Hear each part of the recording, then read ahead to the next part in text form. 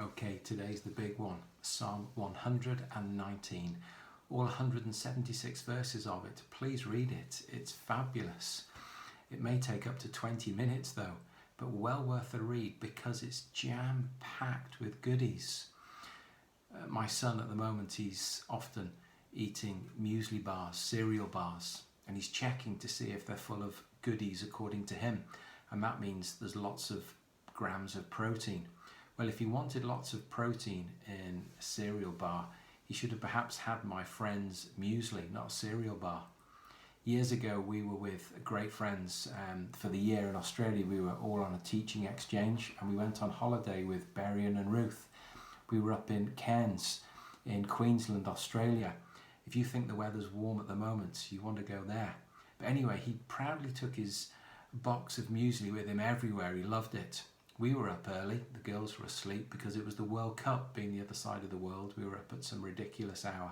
Well, he's tucking in and I ask him, "Oh, Berrien, can I also have some of your muesli?" "Yeah, go for it," he says. As I'm pouring it in, I notice that the whole of my bowl is alive and moving. It's filled with ants.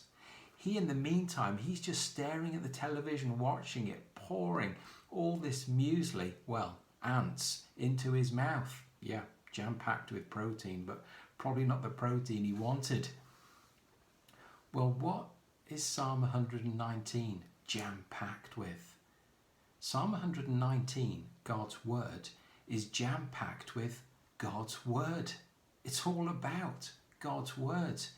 It's called His Word in some verses. In other verses, it's called His promises, or His precepts, or His commands, or His decrees, or His statutes, or His ways, and so on.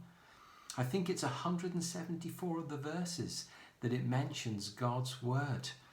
And it's full of telling us how wonderful, how important, how crucial it is. So much so that the psalmist, on a number of occasions in this psalm, says that he delights in it and it's worth to him more than gold, more than pure gold.